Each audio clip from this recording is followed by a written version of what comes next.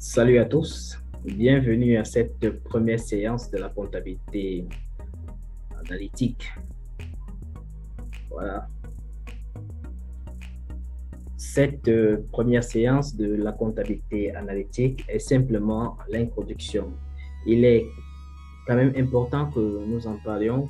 Qu'est-ce que c'est que la comptabilité analytique?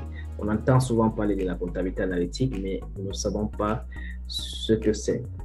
Alors, avant d'entamer les chapitres qui font l'objet de la comptabilité, ou disons simplement qui font le contenu de la comptabilité analytique, nous allons d'abord expliquer ce que c'est que la comptabilité analytique à travers cette première séance. Introduction. Cadre de la séance. Alors, l'objet de cette séance, nous avons au petit 1, définition, au petit 2, les objectifs, et enfin au petit 3, il sera quand même intéressant de répondre à la question de savoir est-ce que la comptabilité analytique est-elle obligatoire? Définition. C'est quoi la comptabilité analytique? En simple, la comptabilité analytique est la comptabilité d'exploitation ou de gestion interne des entreprises. Elle est comme une discipline permettant de procéder au calcul de différents coûts. Elle est d'ailleurs une discipline. On utilise la comptabilité analytique pour l'appréciation des calculs de coûts. D'ailleurs, c'est une discipline parce que la comptabilité analytique a ses contraintes à elle. Elle a plusieurs méthodes de détermination de coûts. Sa fonction, c'est cette capacité, cette manière transparente d'apprécier le coût. C'est ça la comptabilité analytique. Il n'y a pas un outil comme la comptabilité analytique qui peut mieux apprécier le coût. Bien, il faudrait comprendre que la comptabilité analytique a plusieurs méthodes de calcul de coût. Elle a plusieurs méthodes. Et la méthode dépend de l'information recherchée. Parmi ces différentes méthodes, nous avons la méthode des coûts complets.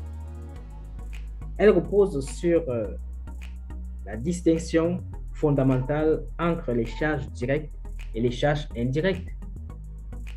Alors, lorsqu'on parle de charges directes, ce sont des charges qui sont liées directement au processus de production, telles que les matières premières.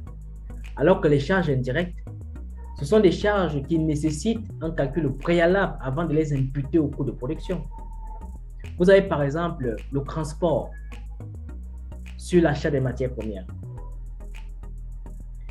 De toute façon, la méthode des coûts complets sera le tout premier cours que nous allons aborder dans cette matière. Ensuite, comme méthode de coût,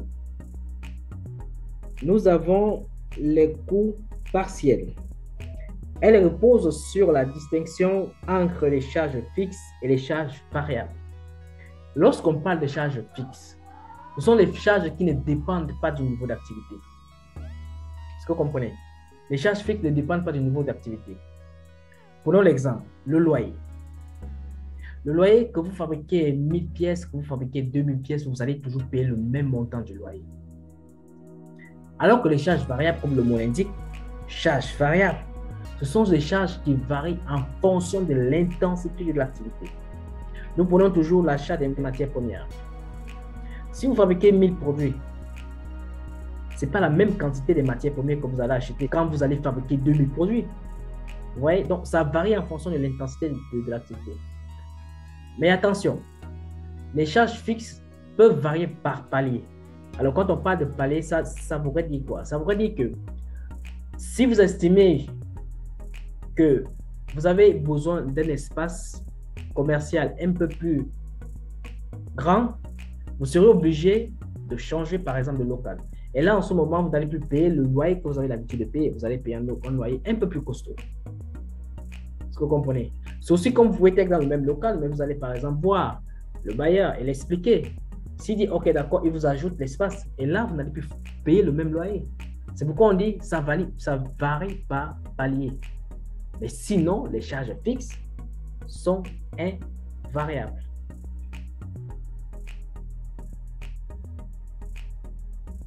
La méthode des coûts cibles.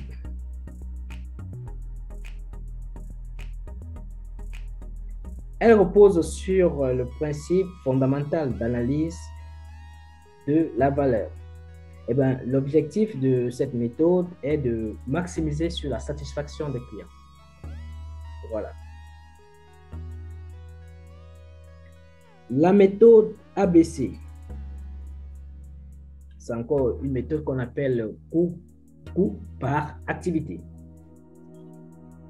Elle repose sur la notion de valeur. C'est-à-dire, ici, il s'agit de découper l'entreprise par activité et non par fonction ou produit. Et enfin, vous avez la méthode de direct costing. Eh bien, cette méthode, elle s'applique en général sur des entreprises multiproduits ou multi-activités. Alors, mes amis,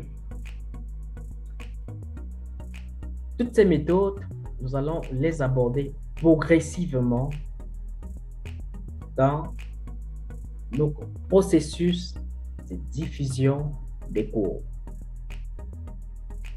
Voilà donc les différentes méthodes que nous allons aborder, qui font partie de la comptabilité analytique et qui sont d'ailleurs de très bonnes méthodes. Et chaque méthode a sa politique propre. C'est pourquoi nous disons au départ que tout dépend de l'information recherchée.